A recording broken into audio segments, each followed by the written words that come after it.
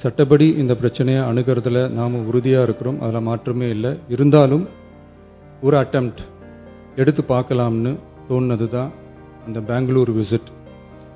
அப்படி ஒரு விசிட் பற்றி ஃபஸ்ட்டு யோசித்து கேட்டதும் நான் தான். நம்ம பெங்களூர் போக நினச்சதை பற்றி பல ஒப்பீனியன்ஸ் வந்துச்சு. நாம் போக நினச்சதுக்கு காரணம், ஒருவேளை இந்த பிரச்சனை தீர்க்கறதுக்கான ஒரு பாசிட்டிவ் சைன் கிடைச்சா நல்லா இருக்குமேன்னு ஒரு எண்ணத்தில் தான். ஒருவேளை அந்த அட்டெம்ப்டில் ஒரு அவமானம் நேர்ந்தா என்ன செய்யன்னு சில பேர் கேட்டாங்க. சிஎம் அவர் சொல்றார் பேசுறப்ப நான் கேட்டேன், அப்படி போய் அவமரியாதை ஆயிட்டா அதனால அப்படின்னு சிந்திச்சாங்க. உங்களுக்கு ஒரு தமிழ்நாட்டின் சிஎம் வேற ஸ்டேட்டுக்கு அனுப்பிட்டு உங்களுக்கு ஒரு தலைகுனிவு வரை இந்த தமிழ்நாடு பொறுத்துக்குமா? நாங்க எல்லாரும் சும்மா இருப்போமா? உங்களுக்கு அப்படி ஒரு தலைகுனிவு வந்தால் ஒட்டுமொத்த தமிழ்நாடும் வெகுண்டெழும். எங்கள் முதல்வரை அவமதிப்பதற்கு எந்த அதிகாரமும் கர்நாடகாவுக்கு இல்லை என்று. காவிரி பிரச்சனையில் சம்பந்தப்பட்ட 2 மாநிலங்களும் ஒன்றிய அரசும் உட்கார்ந்து முடிவெடுக்கணும்னு 1969 இந்த சபையில் பேசியிருக்கிறாங்க. அதுக்கப்புறம் நிலைமை வேறு மாதிரியெல்லாம் போயிடுச்சுன்னு நம்ம எல்லாருக்குமே தெரிஞ்சது தான். சட்டப்படி இந்த பிரச்சனையை அணுகிறதுல நாம் உறுதியாக இருக்கிறோம், அதில் மாற்றமே இல்லை. இருந்தாலும் ஒரு அட்டெம்ப்ட் எடுத்து பார்க்கலாம்னு தோணுனது தான் அந்த பெங்களூர் விசிட்.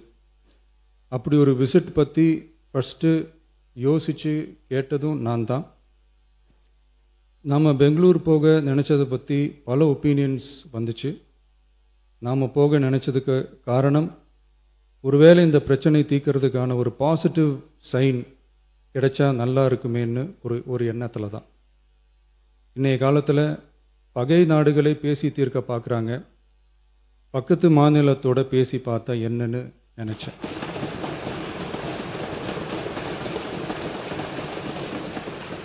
அதனால தான் அப்படி ஒரு அட்டெம்ப்ட் எடுக்க நான் ட்ரை பண்ணோம். ஒருவேளை அந்த அட்டெம்ப்டில் ஒரு அவமானம் நேர்ந்தால் என்ன செய்யன்னு சில பேர் கேட்டாங்க. அப்படி நடந்தால் தமிழ்நாட்டு மக்களுக்காக அதையும் தாங்க தயாராக தான் இருக்கேன்.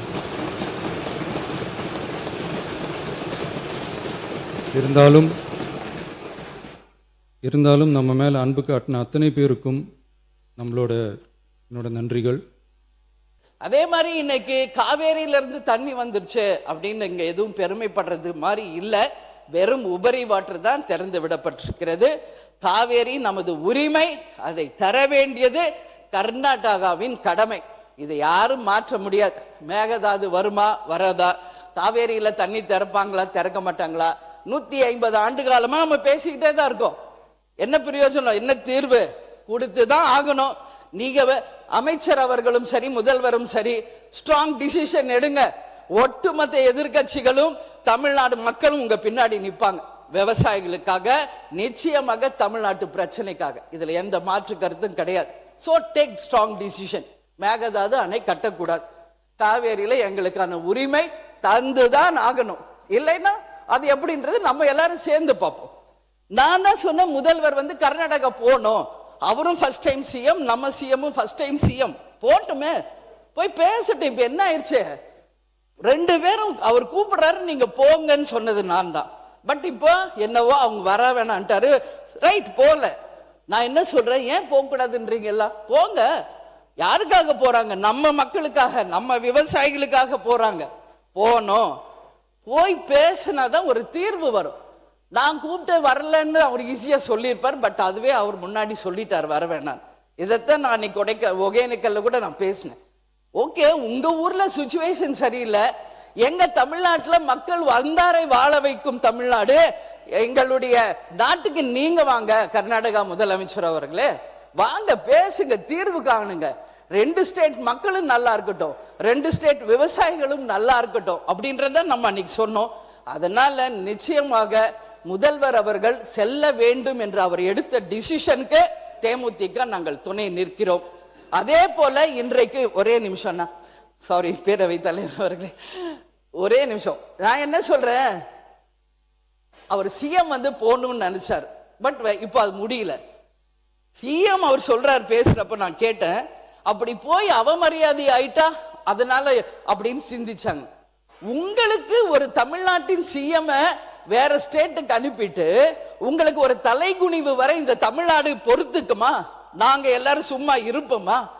உங்களுக்கு அப்படி ஒரு தலைகுனிவு வந்தால் ஒட்டுமொத்த தமிழ்நாடும் வெகுண்டெழும். எங்கள் முதல்வரை அவமதிப்பதற்கு எந்த அதிகாரமும் கர்நாடகாவுக்கு இல்லை என்று. அதனால் நீங்க அதெல்லாம் யோசிக்காதீங்க. நீங்க மக்களுக்காக, விவசாயிகளுக்காக நீங்க பேசுங்க. உங்களுக்கு எல்லா மக்களும் துணை நிற்பார்கள் என்பதை இந்த நேரத்தில் நான் உறுதியா சொல்றேன்.